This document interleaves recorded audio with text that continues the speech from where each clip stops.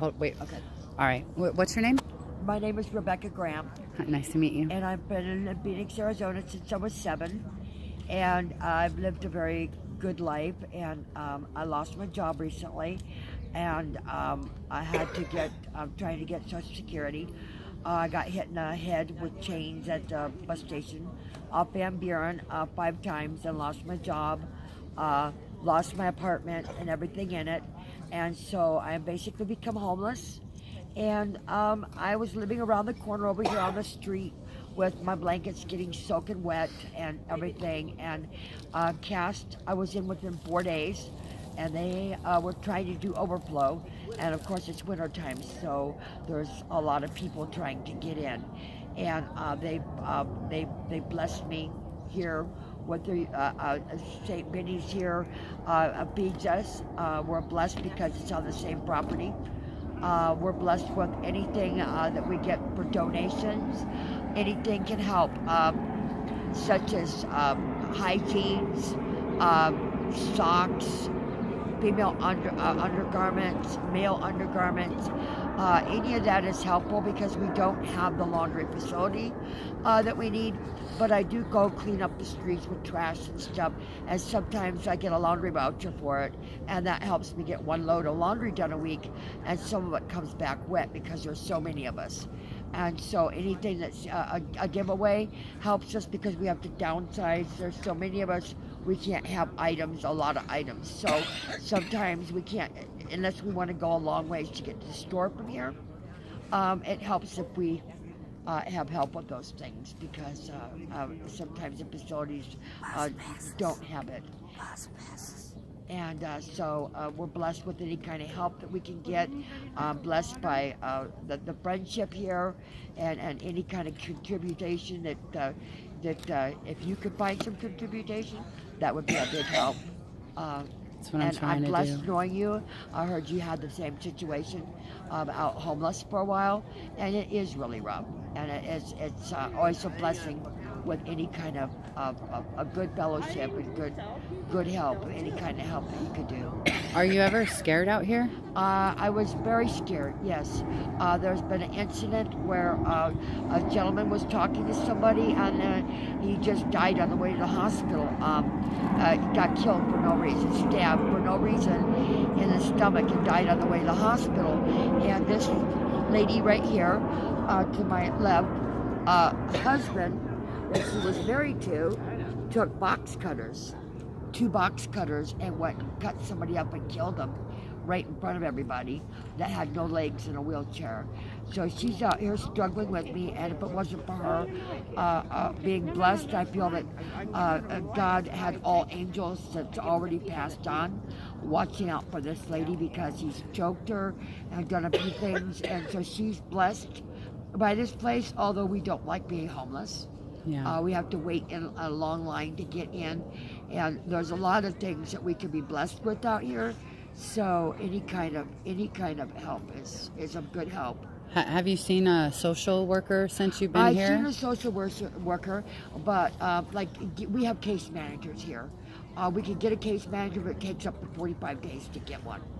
So any kind of social work, people coming and talking to people is a blessing too. Any kind of outreach out here is a blessing. How long do you get to stay here? Up to 3 months. 3 months? Yeah, up to 3 months. If as long as we make it in every night by 8 o'clock, there's a curfew. By 8 o'clock, then you won't lose your bed. I guess if you have to go to the hospital, they hold your bed for a couple days. On the other hand, I'm not sure how long. So there's always the risk of something happening, being hospitalized, maybe losing your bed, and it being wintertime trying to get back in. And it's having the room. What we need is the facilities for more people, because a lot of people stand out here at 9 o'clock at night with no bedding, no blankets, and can't get in, and are devastated. And they come at 2:30 every day to ask for beds, and they're turned away because they don't have the room for them. And so any kind of help people could be of service to at helping people out that are homeless out there that really still don't have a place. And some people are blessed with tents They're out there in tents, struggling, but of course it's a little warmer. And hopefully, at Christmas time, they came out and handed out blankets and stuff.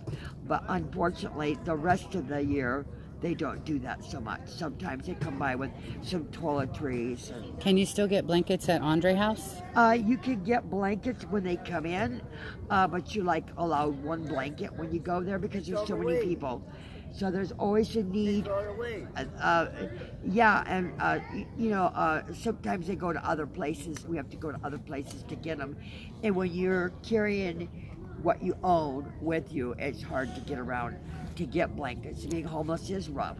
Have you seen the people from Church on the Streets that come out here?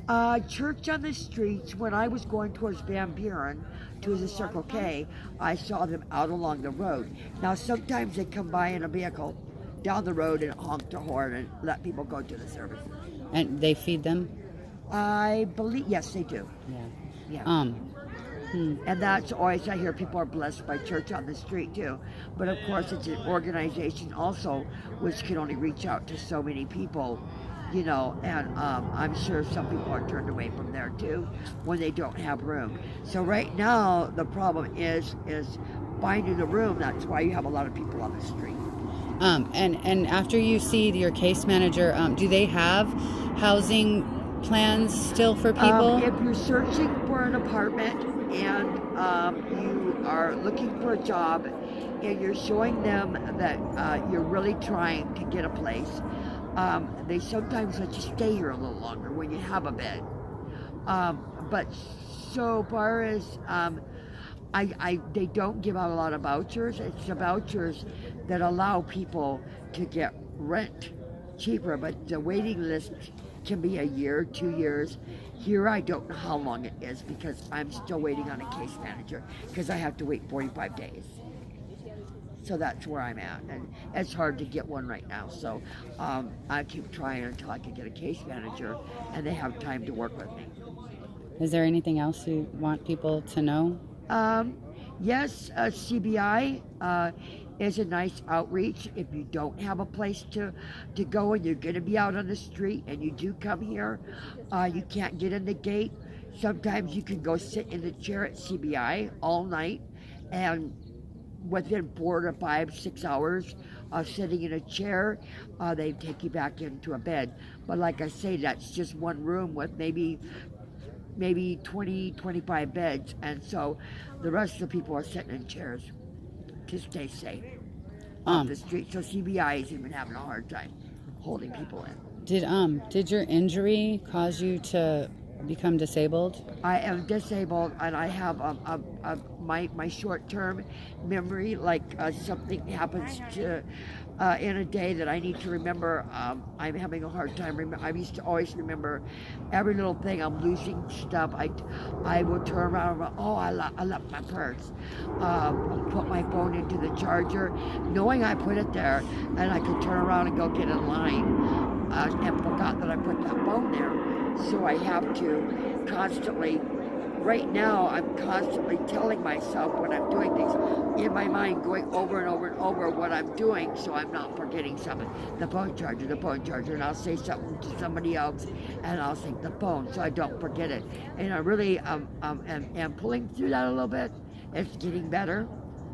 So I think the more I work on it, the better it will get. But I got hit in the head 5 times with a huge metal long chain with somebody that was swinging full force. And you were just at the bus stop? I was at the bus station, and he was asking for cigarettes or money, and I didn't give it to him because I thought he was a minor, and if I was a parent, I wouldn't want somebody to give my kid cigarettes. So I told him no, and he went from flirtatious, which I tried to get a ride from the bus driver, and he denied me the ride. And I told him, look, I don't know what happened to the bus pass. Maybe the kid took it, because I tried to tell him I was trying to get away from what I thought was a minor, flirtatious. That's what I said. And I turned around and I took maybe 6 steps, and the kid came up and started swinging. And I had a push cart, not a grocery cart, the little 4-wheel one that they sell in the store, full of my stuff, and I went down under it. After, why I didn't do it right away, because he knocked me senseless. And it really put scars in my. I still have where it whipped here, put 2 holes in my head here, and took off a lot of my skin in my face, where it came around from the back, and it knocked a bone out in the back of my head. So, and I took it across here, so it left.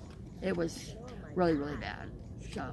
And so, is the state helping you? Are you going to have disability? And Yes, was I the think I'm going to be getting a compensation for some kind of payment from Social Security. Yeah.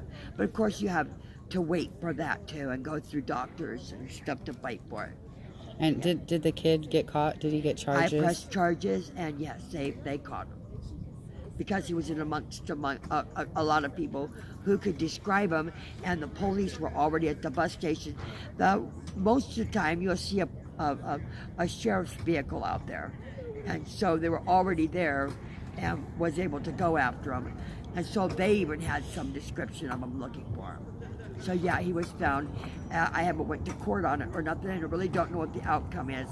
I have been trying to place myself here, trying to get a bed, and then once I got it, I have so much stuff, trying to carry clothes around and all, and I've already had 42 bones broken in a car accident in 1986, and I'm 54 now.